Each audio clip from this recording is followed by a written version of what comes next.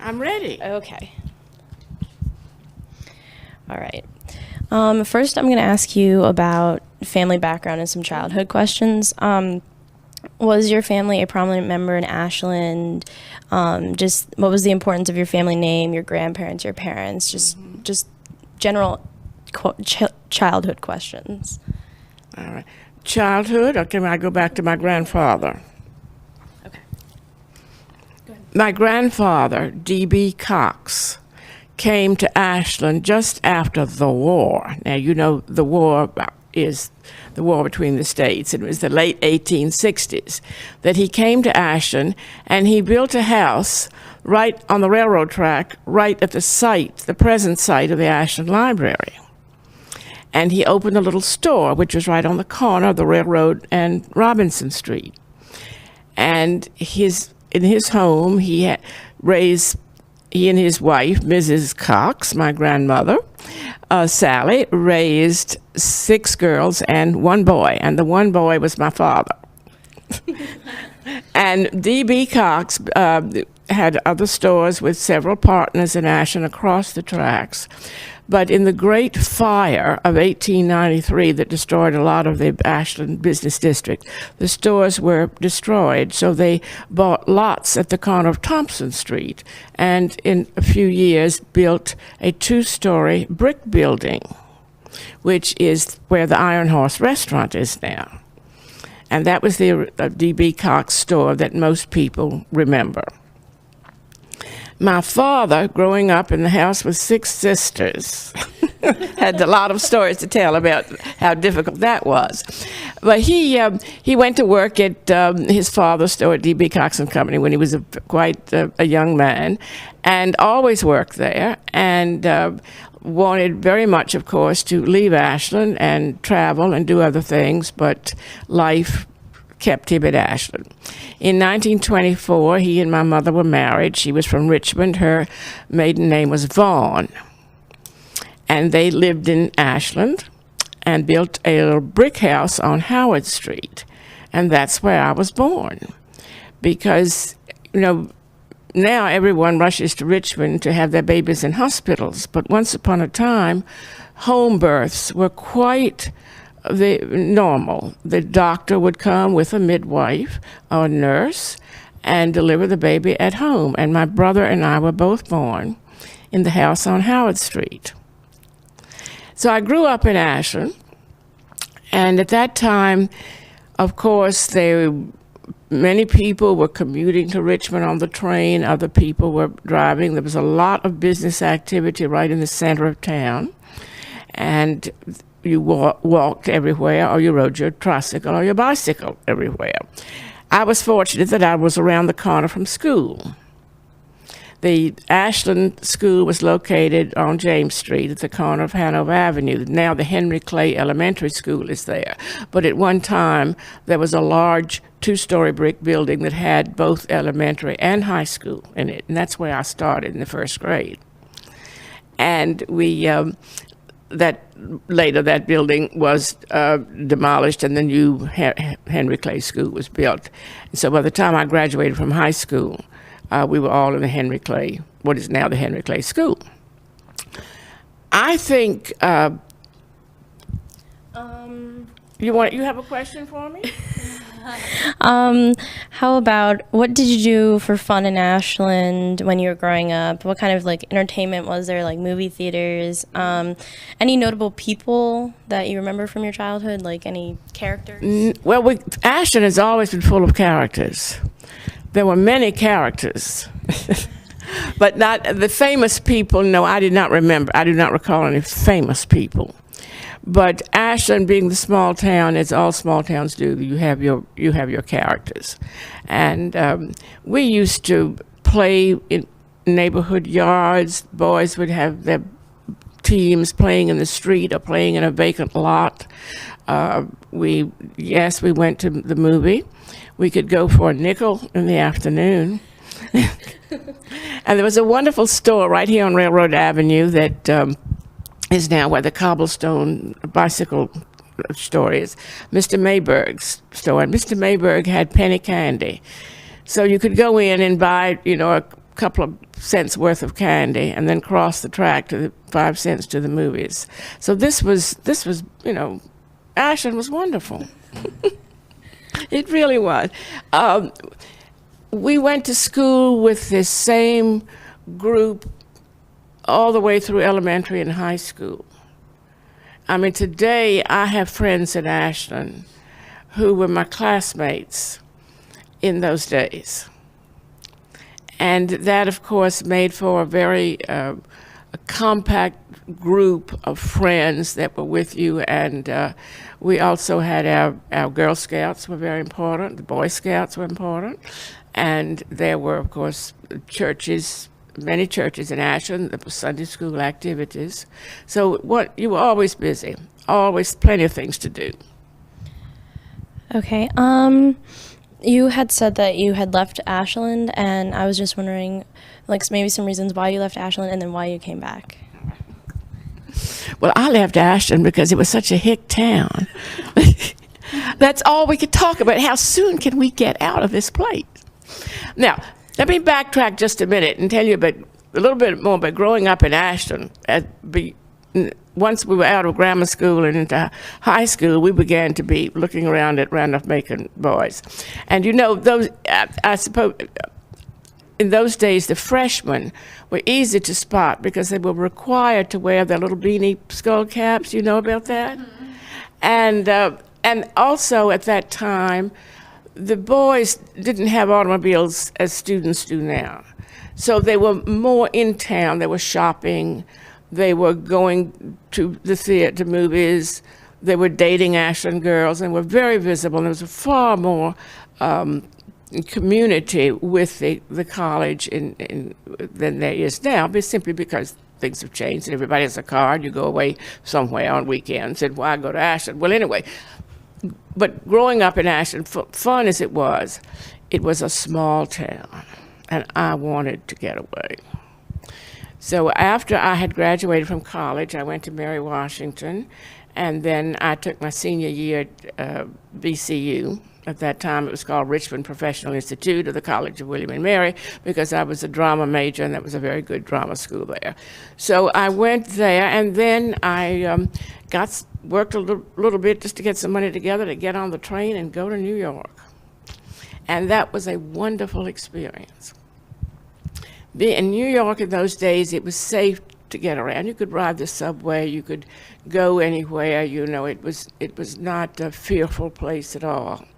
And it was a great and wonderful experience to have. And I worked in interesting jobs there. I got some jobs in advertising and public relations and different things that were quite interesting. And I met my husband. And he was he was at the French consulate in New Orleans. And at the time, I was working for a public relations agency, and we were doing publicity for French food. That was a good assignment. And that's how I met my husband, and we were married, and then I moved to New Orleans. And I stayed many years in New Orleans. And that was just a marvelous experience living in the French Quarter. And I came back to Ashland years later after he died, and I decided it was just time to come back home. So I came back to Ashland in 2000 and just had a wonderful time here, going to working at the library, being in the variety show, doing all sorts of marvelous things that you do in Ashland. All right. How about, does your family have any stories from the Civil War, any family stories, or did your grandparents fight in the Civil War, or some just general questions about what you remember or what your grandparents told you about? Well, my relatives, yes, of course, were in the Civil War, but I don't have any particular stories to tell about it, because Ashland was, they were not in Ashland at the time. Okay.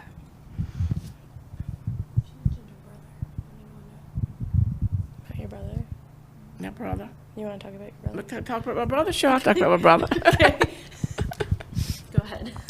All right, my brother, Ed Cox, also grew up here, and Ed went to Randolph-Macon, and he too left Ashland and came back. Because after he graduated, he was in Tennessee and other areas of Virginia in education. He was taught, it was in school administration, and then he came back to Ashland to be a registrar and director of admissions at Randolph-Macon. And he came with his wife and 2 young children at that time, and they moved in to the house where we had lived when we were children. So his children walked around the corner to Henry Clay School, just as we had. I know we kind of covered this a little bit, but just some general questions about your careers and your education. What schools did you attend? What did you like or dislike about school?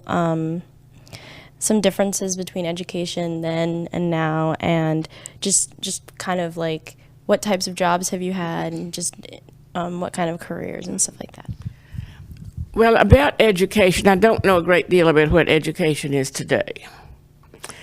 But I think growing up in Little Ashland, we had remarkable teachers. We had excellent teachers for history, for geography, for math.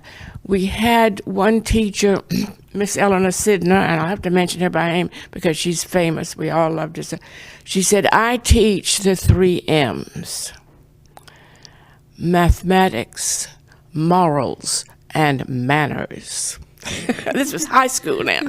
And here we were in high school, and she had us sailing all through algebra and geometry and trigonometry. And severe Mrs. Heaton, who sat there, looked like a Victorian lady with her hair up about her head, giving us 4 years of Latin in Ashland. Now, that's not the way it is today, is it? We had 2 years of French and 4 years of Latin right here in Ashland before we ever went off to college. And we had strict discipline. We had growing up in our elementary school and high school, because there was one principal for both. And I'll mention Mr. Compton, George Compton. He was a tall man with a deep voice and very imposing, and who didn't take any mischief from anybody. And to be told that you were going to be sent to Mr. Compton's office sent fear and shaking limbs through everyone. But that's the way it was. You and Mr. Compton would say, "What's going on over there? You boys, quiet, sit still." That was all that had to be said. It was very, I think probably discipline problems are far greater and more complicated today than they were when you had strict teachers and principals. Okay, let's talk about World War I. Do you have any family stories from World War I? How did World War I impact your family? Well, World War I, of course, at that time, my father was here in Ashland, and I remember reading recently about the severe rationing. And the D.B. Cox Company, the store, was one of the few that got some sugar. And Randolph-Macon College got some sugar. And a few other merchants, but there was very strict rationing then. I have no particular stories of, I had family members. My mother's uncle was a decorated World War I officer. But Ashland, I have no real stories of Ashland in World War I. How about, does your family have any stories from the Great Depression, and how did the Great Depression affect your family? Well, the Depression, of course, I remember. I was here in the Great Depression. And although I was a child and not as aware and knowledgeable about the tough times, I knew that we had to choose this or that. We couldn't have both. And, clothes were worn a long time. Let out the hem of the dress and wear it another year, kind of thing. The money was tight, definitely. But children, go out and play and have fun and are not nearly as affected like that. So I think Ashland was certainly depressed in the Great Depression, no question about it. And I can remember the hobos. That was greatly a product of the Depression, who were riding the trains looking for jobs, and they would show up at the back porch and say, could you have anything to eat, and I'll do some work for you, sort of thing.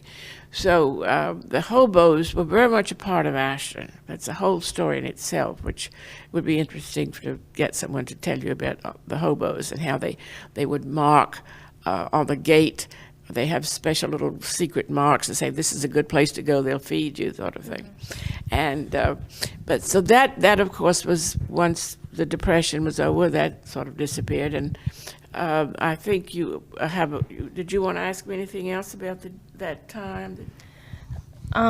Just, do you remember the CCC, or the Civilian Conservation Corps, or the Works Progress Administration, or the WPA?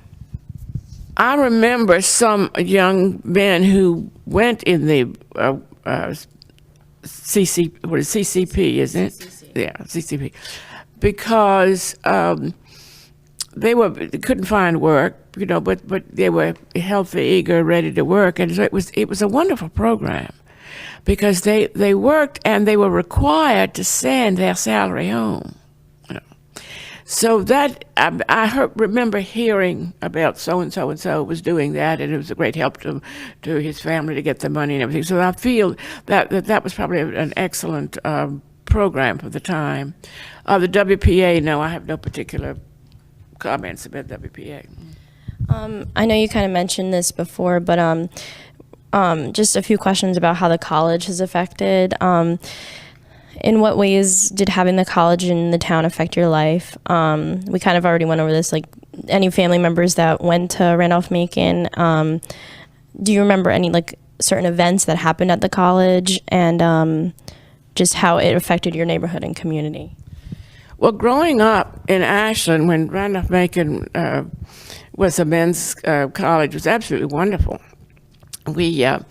We enjoyed fraternity parties, we enjoyed ball games, we enjoyed the dances, the parties, and I was thrilled that the Randolph-Macon players discovered me, because of course they used town girls in their plays for the female roles. So any of us who would be cast, and that was great fun.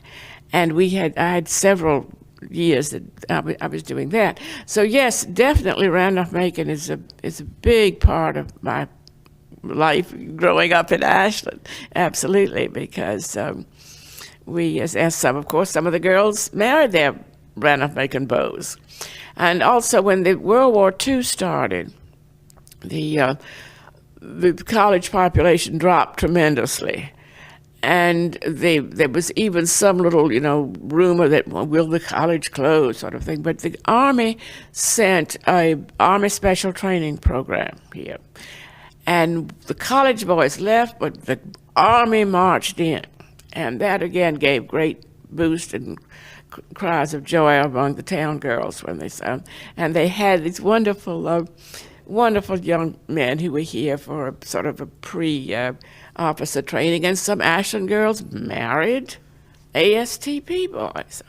So that was great, and we were always very, very excited about the Randolph-Macon the home games, and the great rivalry with Hampton-Sydney that still goes on, and all that was very exciting, very wonderful.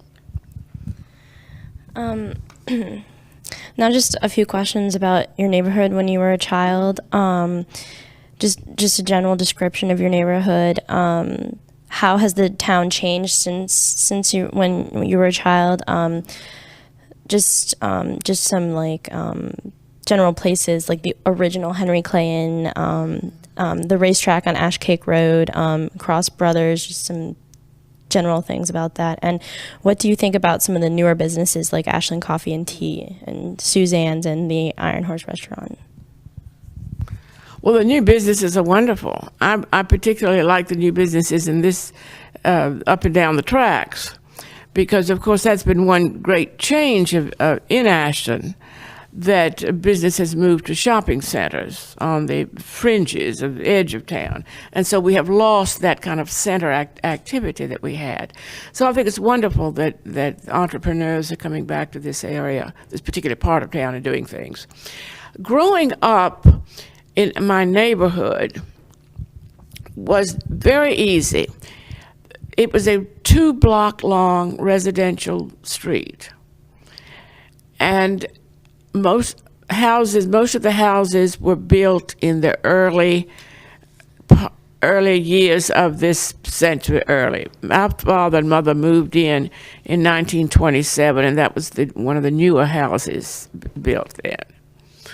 And and so it was easy just to play in the yard, to go from one yard to the other, to ride your bicycle, ride tricycles.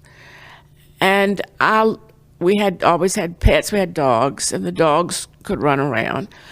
And now they can't, of course, they're on the leash. But I look out now, and I see on that same street, I see children on tricycles and bicycles, and dogs on leashes, and baby carriages, and boys skateboarding, because we had roller skates and we played.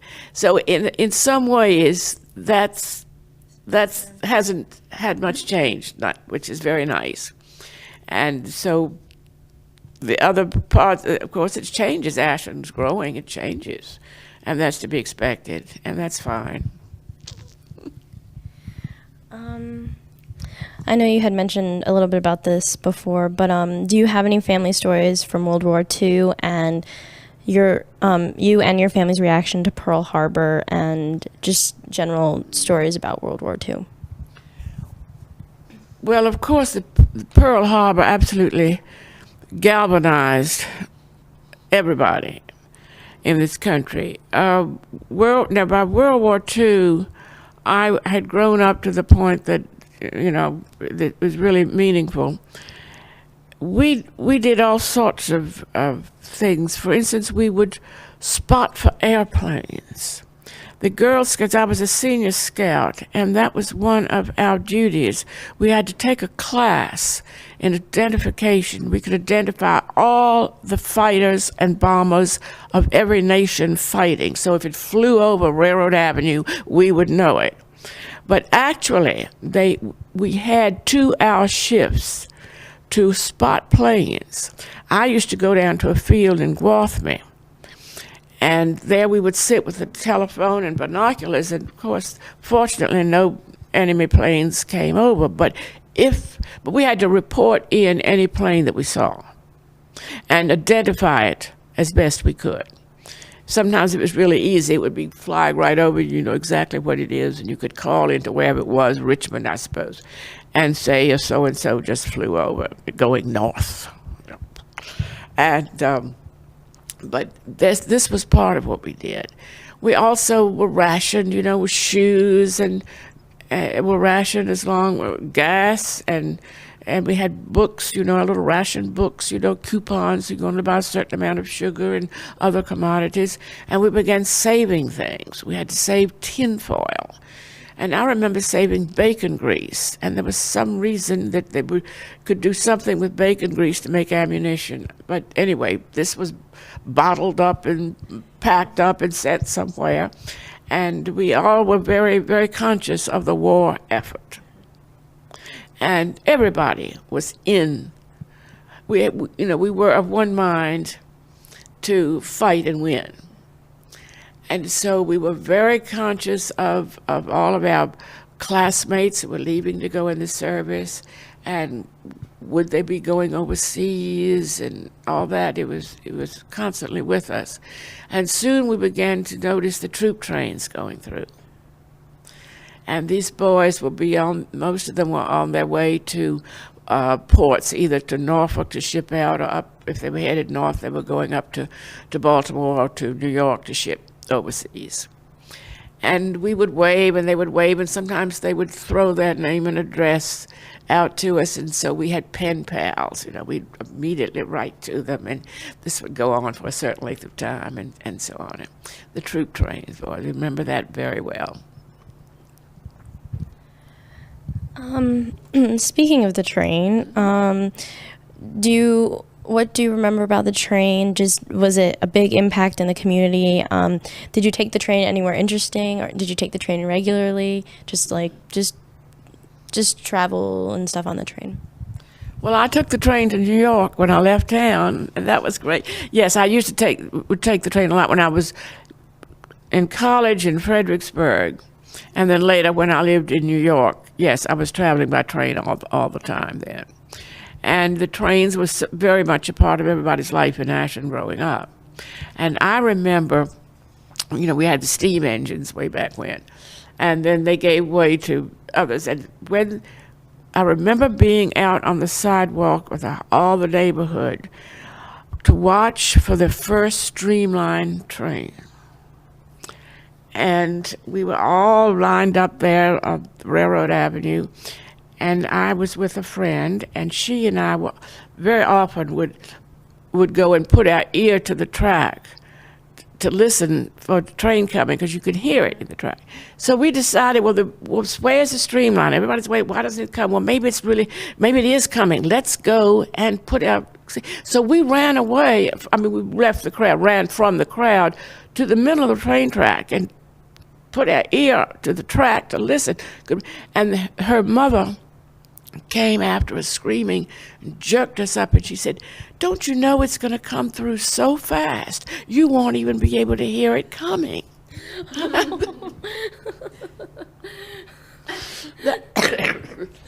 Right.